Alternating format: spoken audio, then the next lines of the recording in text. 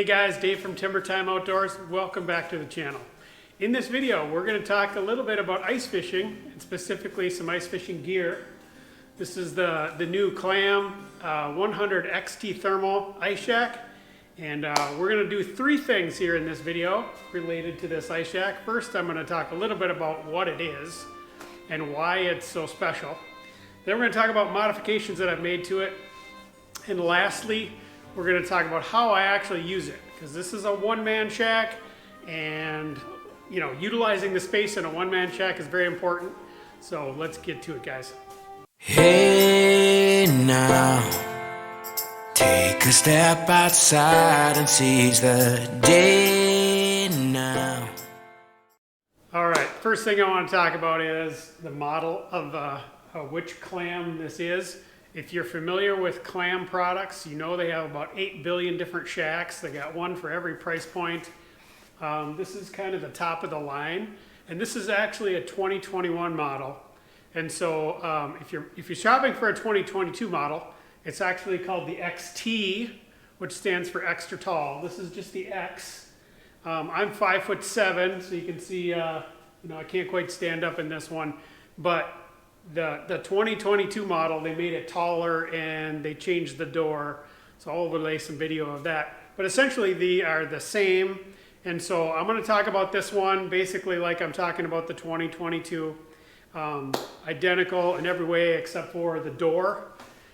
So anyway, what is the Pro Series and the 100 Series? They have a 200, they have a 300.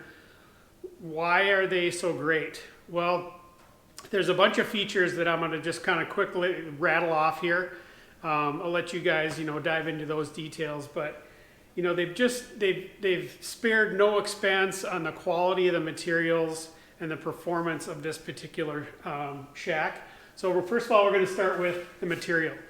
So it's a 900 denier material, which is basically like 90 grams of insulation. I get too hot in this thing. I have to turn my heater off from time to time. It is just fantastic when it comes to holding in the heat.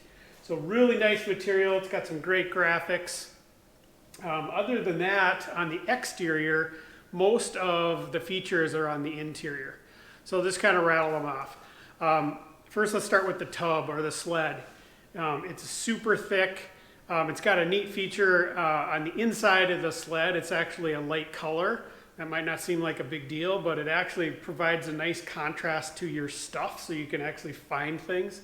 It can be a little bit dark on the inside of these shacks, and so it just kind of pops, when you have an object against a white background. So just a little detail that they've done, and that's really the theme behind this Clam, is they've just really amped up the details when it comes to, how do you leverage a tight space and all the gear that you bring out for ice fishing. So let's talk a little bit about the chair.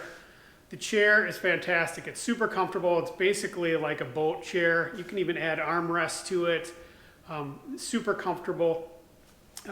It pops in and out. It's got a way to attach here, so you can see it's super easy. And the thing about ice fishing is there's a lot of downtime, right? So if you don't have a comfortable chair, you're not going to love your shack. And so that was critical that I had a super comfortable chair. I tried them all. Eskimo is kind of out of different, it's like a hammock style. Otter makes a great shack too. I just love the chair in this one. It's one of my favorite features. Let's talk a little bit about the built-in lights. So Clam has a cool system where the lights are actually built into the poles. One of the things I do like about this shack, I know it's not the tall version, but I'm not a tall guy, so I don't have to extend the poles in this one. The XT version, you do get to extend them, and so there's kind of a trade-off there. My shack, you probably saw it in the intro, whoop, you just flip it over and you're fishing. The XT model, you got to push the little buttons and raise it up. But I think most people are taller than I am, and so would like that feature where you got a bigger door, you got room to stand up. So the 2022 model of this is, in my opinion, a little bit nicer. But I did like that feature where I just flip it over, away I go, I'm fishing. A couple other things about the seat. It swivels, it slides from side to side, so just a dynamite seat, as I've been talking too long about. You know, thing weighs about 100 pounds. That's actually a little bit on the heavy side when it comes to a one-man shack. I can lift it, but it takes a lot of effort. It's bulky, but I can get this in the back of my truck. And what's nice is it slides right in there. It fits under the tonneau cover. You know, late in the season, if I want to just take my truck on the ice, no problem at all. Otherwise, I put it on my Smitty sled, first ice, which I'm going to be doing today. And then, you know, kind of mid-season, we've got a nice carrier for the ATV, which I'll be posting a video on the ice machine that I just built. I'll look for that one coming. But just a fantastic shack. You guys can look up the features. You know, if you get a chance to go sit in one, I think you'll notice that, you know, this one stands out as one of the top shacks out there. And, you know, it's just a little bit bigger for a one-man. The quality is just a little bit higher. And, you know, you don't want to cut corners when it comes to ice fishing gear. Mother Nature is way too, she's way too good at what she does. And so you got to have good gear to survive out there. Okay, one other feature I wanted to mention quickly. You know, you can buy this accessory for most sleds, but it comes standard with this one, and that is a travel cover. They're super important when you're towing. Your machine's going to want to throw snow up on it. If you're out on the ice and you're fishing outside and, you know, you don't have your shack folded up, it's just sitting there, Mother Nature's going to snow in it, guaranteed. So having that cover is super important. And the nice thing is it's included. It's a really nice quality cover. So I love that. All right, let's talk about modifications. You know, this video could be an hour long if we get into all those details about what you can do to ice shacks. It's actually super fun. You know, what's the term? Trick your trap. You know, because they call these fish traps. I have, you know, skimmed the surface when it comes to making modifications. I'm going to go over the ones that I made. And I would love to hear from you guys so I can learn from you. What are some modifications that are super helpful, especially in a one-man shack? Put them in the comments, please, because everyone can learn from that. I know there's a bunch of videos on it too, but you know, one-stop shop for modifications is super helpful. So let's start with you know, the inside here. I'm going to do the talking on the outside because if you go in and film, it is super hard to see. So I'll overlay what these modifications are. We're going to start with the back of the shack. And one of the things I did is I wanted a place for the heater. So, you know, you don't have a lot of room out in front of you to put a heater. So if you're in a bigger shack, a hub, which I have a big hub shack, you know, you can just set stuff on the ground. It's no big deal. If you've got a 2-man or a 3-man, your heater doesn't really matter. It can be anywhere. But in a 1-man shack, that heater is always in the way. And what it's going to do is melt your line for sure. So you're going to get your pole too close to it. You're going to melt your line, and there goes your lure down to the bottom. So I did not want my heater out in front. So the first thing I did is I said, all right, look, I got to get the heater to the back. And then how can I, you know, I didn't want it down low because it wouldn't work so well. So I built a little shelf. I just have the regular heater buddy. And it sits up here. I've also got a fan that I hang in the ceiling. It's a battery-powered fan. And it just circulates the air just enough to stay super warm. And I think I mentioned, you know, a lot of times I got to turn it off because this thing is so well insulated. It does get a little bit hot. Okay, some other things here in the back of the shack is I've got some hooks, you know, for coats. I can hang my my rods. I've got some tunes, right? So I can Bluetooth some music if I want to listen to that. I love to ice fish to Metallica. I don't know what that's about, but the rhythm seems to help me jig. But yeah, just getting hooks and, you know, again, just being organized, trying to keep stuff where you can get at it quickly. I've also added some rod holders. So I typically fish with 3 to 4 rods at a time, and because I don't like retying. The old eyes don't work so well. So I'd rather just, you know, get my lure set up, and then I've got my rods, and I can just reach back, grab my rod, stick it in the water. If I don't want that one, I can switch it out. So these rod holders are super helpful. They're up against the side, they're out of the way. So highly recommend some kind of rod holder system in the back for storage. You know, I don't travel with them in there, but they're just, you know, when I'm not using them, but they're at the ready, they're right there for me. They're kind of the on-deck circle. All right, just a couple more mods here up on the front of the shack.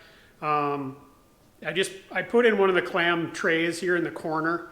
You know, you always have little things like pliers and, you know, your little bait pucks and these kinds of things. There's just nowhere to put them. You got pockets, of course, in your bibs, but it's nice to have a little tray.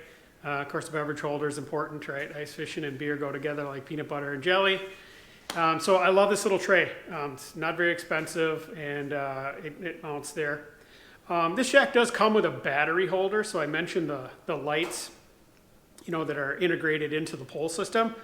It comes with a battery holder. I didn't use that, and the reason I didn't want to is I actually have a battery pack, and so I plug the wiring right into my battery pack, and so I didn't mount that inside, but it does come with that. So it's another, $40 or $50 accessory that just comes with the shack. So that's great. The last thing I want to talk about is my rod holders that I use for fishing. Okay, so out in front of you, you don't have a lot of room for your electronics and your rods and your bait, which I'll talk about at the end, towards the end of this video. But I mounted 2 rod holders right to the sled. They're Raplas, and they've got kind of an articulating arm on them. But, a lot of shacks, you can just have the rod holders coming off the poles, but there just isn't enough space for, if you're using a 35-inch rod, which I like a little bit longer rod, you have nowhere to mount it. It's just going to hit the side of basically the front of the shack. And so having these mounted down low, they stick out, drop the line right down the hole. It works really well. They come off, so when I'm traveling, I can just take them off, store them away. Works really well. So that's really the modifications that I made. Please, make some comments. What are some really great, efficient modifications that you've done to your sled? And put those in the comments for us. Okay, the third thing we're going to talk about is how do I fish in this ice shack? And I'm not going to, explain about how to catch the fish. It's how do I organize the gear within a one-man shack. That is not easy to do. The space is super small, and typically you have a camera, or live scope, right? Or you've got a flasher. You've got your bait. So here's what I do. I keep things super simple. I basically have 4 holes drilled. 2 out in front and 2 right here, okay? The hole to my right is where I put my camera down. I don't like it too close to my bait, just mainly because I think it scares the fish, especially walleyes. If you're doing crappies, they'll tolerate it a little bit, but I like to have a camera down there, it just kind of keeps me alert. It's entertaining. So I basically drop my camera right here, to my right, and then it shines out in front of me towards my 2 baits, which I'll talk about next. So then I run 2 baits, just like everybody. You run a dead stick or a bobber, and you run a jigging line. So I'm right-handed, so I flip-flop that. I jig on this side, either run a bobber or a dead stick over here. Works super well. You can jig them in. They'll either take the dead stick if they're kind of neutral, or they'll just hit the jig. So that's where I fish, is out in front. And then the 4th hole is actually a nice system that Clam has.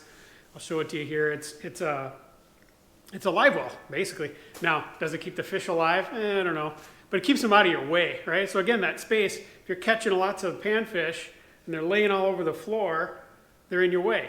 You don't want to throw them outside because the guy next to you, he's going to see you catching fish and set up right by you. So you want to kind of keep it secret. Well, this live well puts the fish down the hole. They're in a net. It's out of your way. It works super well. And then I just keep my minnow bucket. I got a super small bubbler minnow bucket right here. It's actually pretty old and still works. I know they got some new ones now that look just like it, but geez, that thing's got to be 20 years old and still going. But anyhow, so that's what I do. I've got camera, which you could do your live scope here, 2 holes for jigging. Oh, and then out in front of me, right in the center, is where I do my flasher. So either Humminbird flasher or my old Vexilar, love them both. And then over here, we've got the live well. Minnows right there. So just try to be super efficient, guys. Fishing in a one-man shack is awesome. It's super easy to just quickly pack it up. Stows in your truck. You'll see in the next video, it goes on the back of my ATV. I don't tow it. By the way, towing shacks is really hard on your gear. I know it's what everybody does because they have to. But if you get a one-man, you don't necessarily have to tow it. You can put them up either up on the back, or you can build a carrier like I did. So stay tuned for that next video. But anyway, that's the Clam Pro Series awesome, awesome. You won't be disappointed. Go check out your dealer and check out the Clam. Okay guys, we're gonna wrap this video up. Again, 3 things. Quality shack, make those modifications, and the last thing is stay organized in your shack, especially in a one-man. Otherwise, you're just gonna have a tangled mess. You're not gonna like ice fishing. So those are the 3 things that I like about the Clam. Go check them out at your dealer. We'll wrap this video up. Thanks for watching, guys. If you like this video, please like, subscribe, send to your friends, and remember everybody, keep it in the timber. Bye-bye.